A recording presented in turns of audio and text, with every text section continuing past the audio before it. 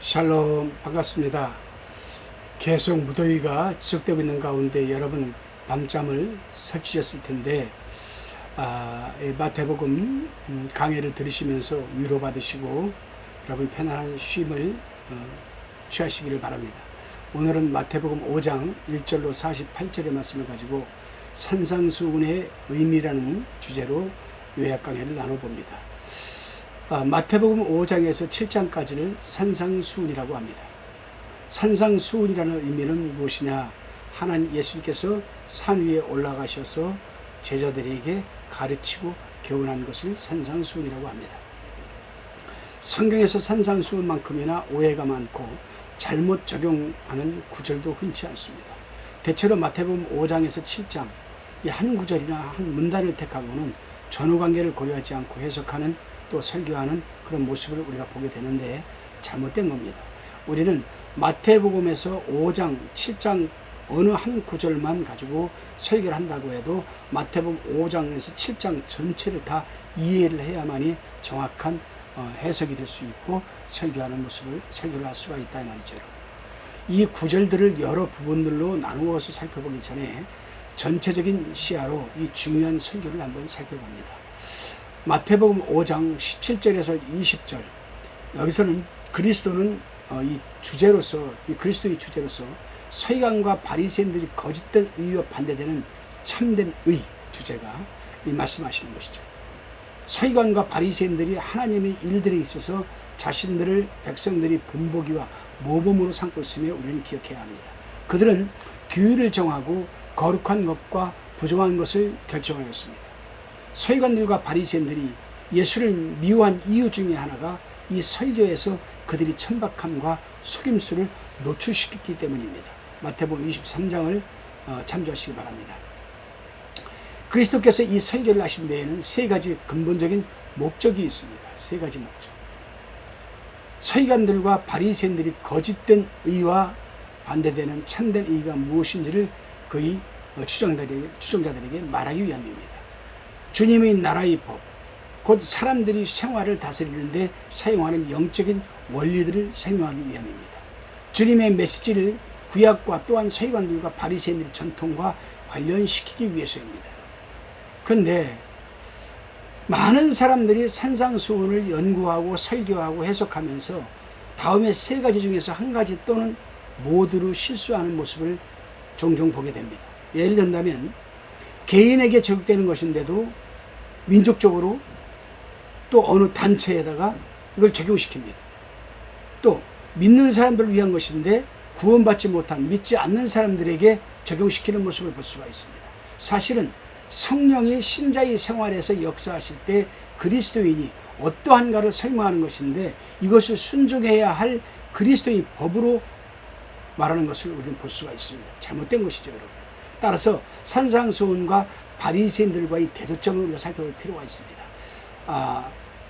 우리가 5장 1절에서 16절을 보게 되면은 산상수훈에서는 의란 우선 내면적인 것이며 그 다음이 외적인 것이다 라고 가리키는데 바리새인들은 의는 외적으로만 표현되는 것이다 이렇게 표현하고 있습니다. 다시 17절로 48절에서는 죄는 마음의 문제이다 행위 문제만은 아니다라고 산상수훈에서 가리키고 있는데 바리새인들은 죄는 마음의 문제가 아니라 외적으로 나타나는 행위에 있다라고 가르칩니다. 또 마태복음 6장 1절 18절을 보게 되면 의는 하나님께 보여지는 것이며 인간의 칭찬을 위한 것이 아니다 이게 가르치거든요. 근데 이 바리새인들은 인간들에게 보이기를 원하신다 하나님이 이렇게 얘기를 합니다. 다시금 마태복음 6장 19절 31절을 보게 되면 하나님이 우선적이며 재물은 둘째 두 번째다 이게 가르치거든요. 산상수훈에서. 근데 이 바리새인들은 누가복음 16장 14절 이하를 보게 되면 재물을 탐하는 것으로 나옵니다. 또 마태복음 7장 1절에서 12절을 보게 되면 비판하지 말아야 되는데 이 바리새인들은 맹렬히 비판을 합니다. 이렇게 우리는 산상수훈에서 가르치는 것과 바리새인들이 가르치는 것과 전혀 죄송합니다. 상반되는 것을 우리는 볼 수가 있어요. 그렇다면은 죄송합니다. 산상수훈이 오늘날 우리를 위한 것인가? 마태복음이 천국복음이기 때문에 왕이 거절당한 일이 없는 이 나라에서는 산상설교가 왕국시대에 사는 하나님의 백성들에게만 적용되는 것이라고 하는 학자들이 더러 있습니다. 만일 이스라엘이 그리스도를 영접했더라면 이 법들은 실천되었을 겁니다. 이들이 주님을 거절했기 때문에 마태복음 5장에서 7장 이 천년 왕국을 기다려야 성취될 수가 있기 때문에 되었습니다. 마태복음의 이 시대 구분적인 특성을 주장하는 한편 산상수훈이 오늘날을 위한 것이라는 주장을 잃지 않을 수도 있는 것이요. 사실 만약 산상수훈이 왕국시대에만 적용된다면 천년 왕국에도 도적이 있다는 말이 되지 않겠습니까? 거기에 바리새인들과 거짓 선자들이 있을 것인가? 만일 사단이 천년 왕국 동안에 갇히게 되어 있다면 왜 악에서 우리를 구합시고라고만 기도해야만 하는 것인가? 천년 왕국에도 금식이 있을 것인가? 그리고 그 나라에 임하옵소서라는 기도는 왜 하는 것일까? 등등. 서기관들과 바리새인들이 지도를 받는 유대인들은 정치적인 왕국을 기대하고 있었으며 하나님 나라를 위한 영적인 기반을 잊어가고 있었습니다. 예수님께서는 그의 왕국이 근본적으로 영적인 바탕 위에 세워지는 것임을 알렸습니다. 그리고 이 설교에서 산상수훈 설교에서 그들의 생각을 뒤엎어 놓으셨습니다. 이 원리들은 모든 세대에 오고 오는 세대, 주님이 다시 오는 날까지 적용이 돼야만 되는 겁니다. 그렇다면 이 산상수훈과 구원의 관계를 우리가 살펴봅시다. 수많은 사람들이 산상수훈을 실천함으로써 구원을 받을 수 있다고 생각합니다. 사람들은 십계명을 실천하는 것보다 산상수훈을 실천하는 것이 쉽다고 생각합니다. 참으로 어리석은 생각입니다. 어떤 법을 실천함으로써 구원을 받은 사람은 세상에 단 한 사람도 없다라는 사실입니다. 갈라디아서 2장 16절 또 3장 10절에서 11절 한번 읽어보시기 바랍니다. 그리고 산상수훈은 모세의 율법보다 더욱 엄격하다.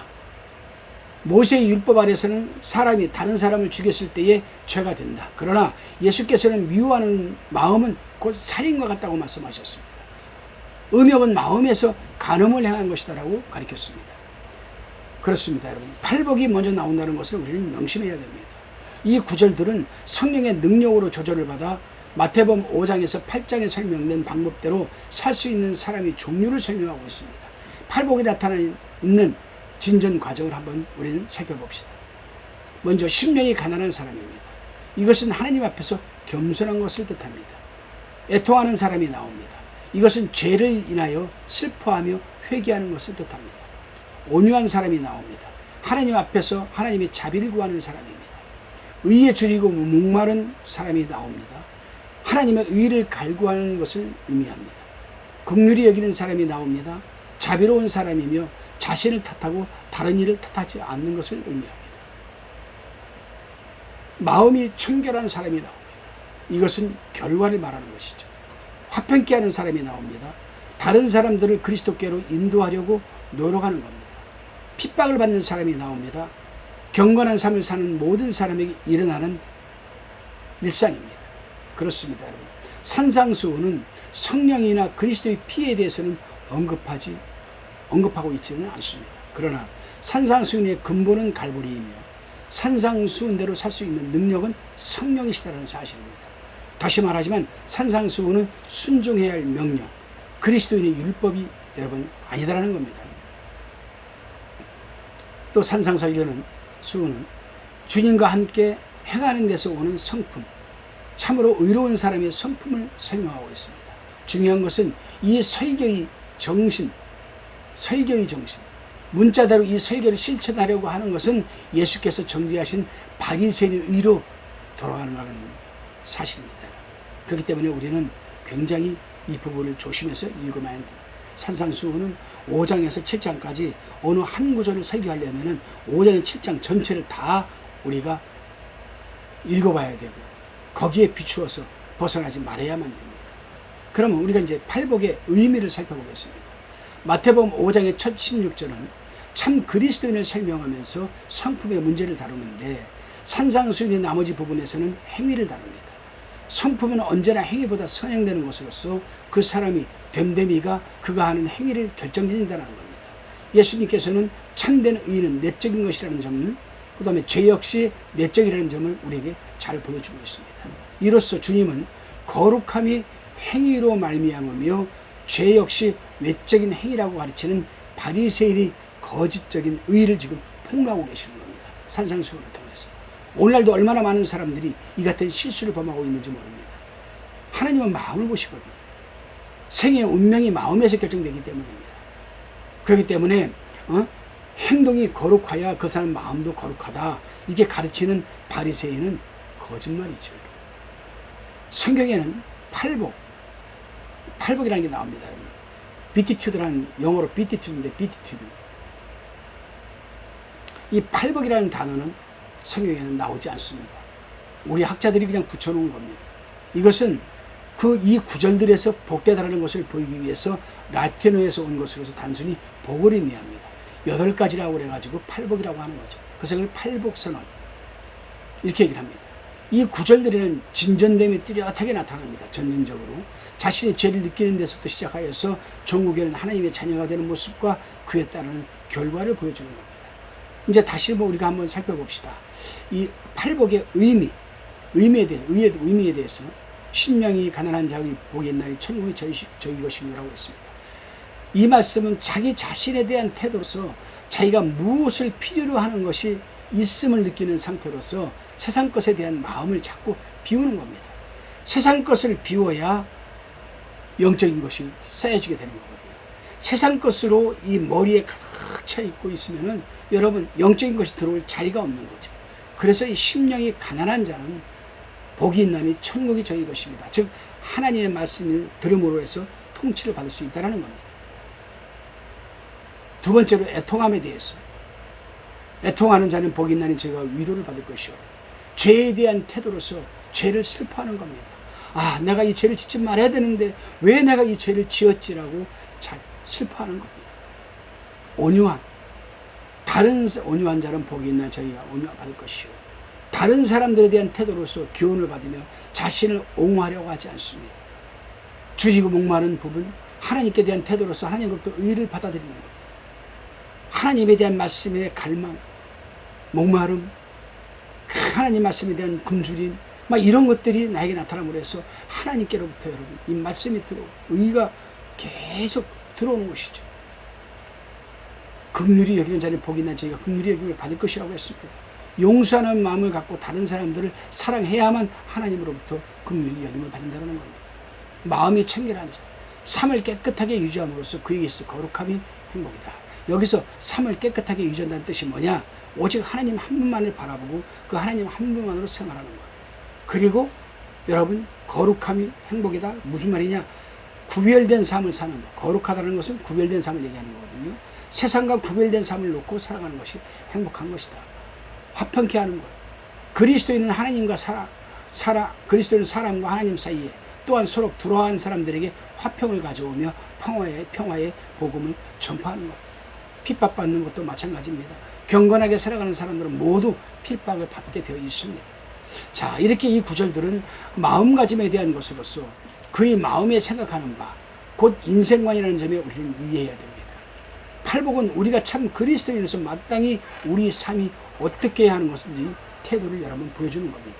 그러면 이제 이 팔복에 대한 것을 나 자신에게 한번 적용을 시켜보자 이겁니다. 우리 개인에게. 신명이 가난함. 우리는 채워지기 전에 먼저 비워야 합니다. 이에 대한 반대 개념은 자기 만족이죠. 우리의 만족은 우리 자신에 대한 만족에서는 안 되고 세상은 자기 만족을 조장하지만 하나님은 상한 신명을 가진 자에게 거하신다는 사실입니다. 이 말은 거짓된 겸손이나 비겁을 의미하는 것이 아닙니다. 우리가 그리스도를 떠나서 얼마나 연약하고 죄악된지를 깨닫고 자신에 대하여 온전한 마음을 갖는 것을 의미합니다. 누가복음 18장 9절에서 14절 나오는 두 사람을 한번 여러분 비교해 보시기 바랍니다. 애통함. 이 애통함을 우리 자신 개인적으로 자신에게 적용을 시켜보면 이것은 자신의 죄와 다른 사람이 여러분들이 그 죄에 대하여 진지하게 슬퍼하는 마음가짐입니다. 죄에 대하여 우리는 너무도 무관합니다.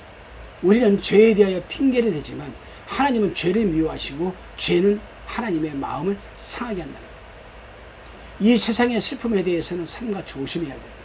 베드로는 경건한 슬픔으로 애통하였으며 용서를 받았으나 유다는 후회만 했습니다. 회개가 아닙니다. 후회하여 여러분 자신의 생명을 끊었습니다. 온유함이란 연약함이 아니죠. 예수님께서는 온유했지만은 환전상들을 성전에서 몰아내셨습니다. 모세는 온유했으나 죄인들을 심판했습니다. 아론의 죄마저도 들춰내었습니다. 따라서 온유한 것은 연약함이 아닙니다. 아닌 것은 아주 강하게 아니라고 할 수 있는 것. 온유함이란 자신의 그래서 의의를 주장하지 않고 하나님이 영광을 위해 사는 것을 뜻합니다. 그리스도는 온유함을 나타내야 할 의무가 있다라고 에베소 4장 1절 2절 디도서 3장 2절에서 기록하고 있습니다. 우리는 자기 의지를 내세우기가 쉽지만 그렇게 하지 말아야 됩니다. 줄이고 목마름에 대해서 참된 그리스도인은 영적인 일들에 대한 식욕을 갖습니다. 그 사람이 무엇을 먹는지 물어보면 그 사람이 어떠한지를 알 수 있습니다. 긍휼히 여김. 이것은 법률로 정해진 것이 아닙니다. 심은 대로 거둔다는 성경 원리를 행하는 것입니다. 여러분. 그리스도께서도 우리에게 자비로우셨으며 자비로우셨기 때문에 우리도 자비롭게 행한다면 자비가 또 우리에게 되돌아올 것입니다. 부메랑적인 진리죠. 여러분. 마음이 청결하다. 이는 죄가 없다는 뜻이 아닙니다. 내적인 진실성을 뜻하는 겁니다.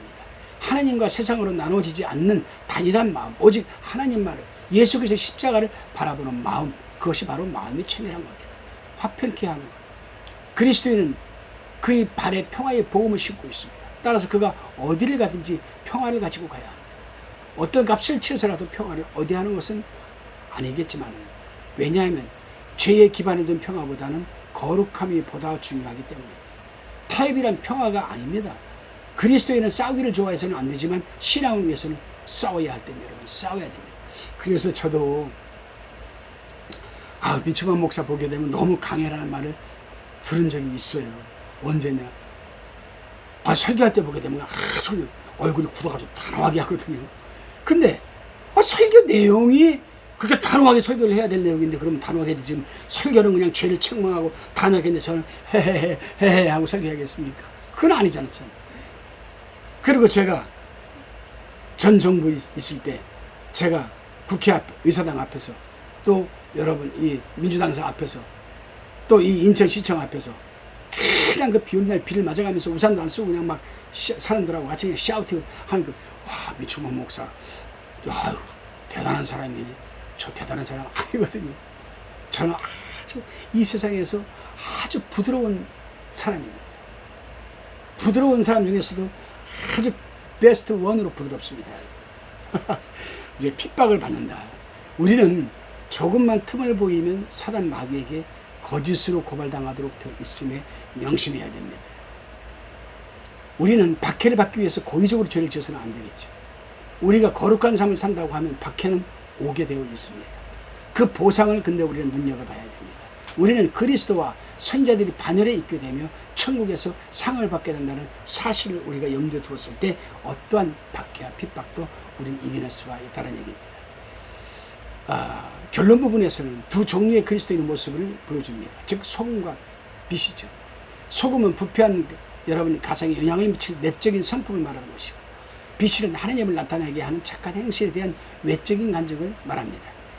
그러니까 여러분 어떤 그 소금은 내적인 성품, 빛은 외적인 성품을 얘기한다고 할 수 있는 겁니다.